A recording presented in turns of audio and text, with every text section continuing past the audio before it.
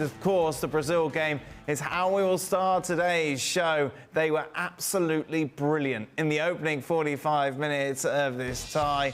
Everybody contributing, everybody looking exceptional on the ball. And at 4-0 at half-time, the fixture, of course, done and dusted. South Korea would get one back, but the tournament favourites really impressing.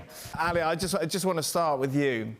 Without a doubt, that was the best performance we've seen, isn't it? That first half. It's the best 45 minutes, certainly, that we have seen from Brazil, but I think it's the best 45 minutes that we have seen from anybody in this World Cup. And it's scary to think how good Brazil can be when given time and space in transition, and then these guys take over, and there's just options everywhere. Now, we've talked about it coming into the tournament, that there's a whole lot of options for Tite. It's one thing to talk about it, and then a completely different thing to actually see on the field the full display of all the options and everybody getting involved. Everybody getting involved with passing, with moving, with dribbling, with crossing the ball, with finishing chances. The assist to Richarlison's goal after what was a beautiful play from Richarlison to begin with comes from Thiago Silva. Thiago Silva is now playing through balls.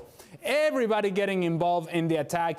The finish from Vinicius, and people may just say, well, he had time to bring the ball down. And the fact that he actually brings the ball down and just passes the ball, massages the ball into the back of the net. That would not have happened a year ago for Vinicius, but it's happening now. There is quality everywhere. Neymar coming back from injury. He's also looking good in transition. Paquetá getting involved in the attack. Rafinha, who did not score but was active throughout the course of the match.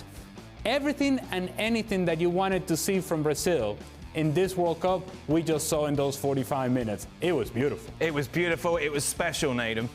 Yeah, it was very, very impressive. You know, that was a very special 45 minutes. And I think for Brazil, you know, you can find some very clear positives. Good to see Neymar back out there. Now I was leaning towards Argentina should they meet in the semi-final, because I thought if Argentina have Messi but Brazil don't have Neymar, then I think I'd lean that way. But now that Neymar is back, you can see it's a big boost for the team. They really were very attacking today.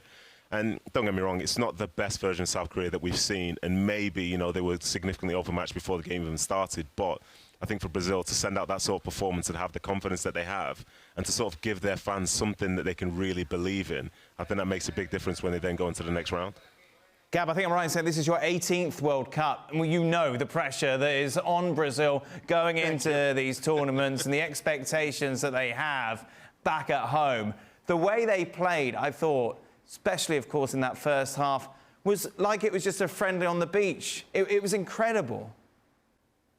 Yeah, but I can assure you there is, I mean, people, there's often a misconception about Brazil because they're so talented and it's so easy and it's, you know, the friendly on the beach and whatever.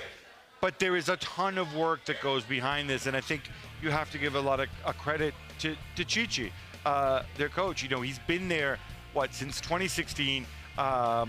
He treats them like a club side. They have this whole club side ethos to them, which I think is what helps them remain balanced when they go out and they play in these games and turn on these performances.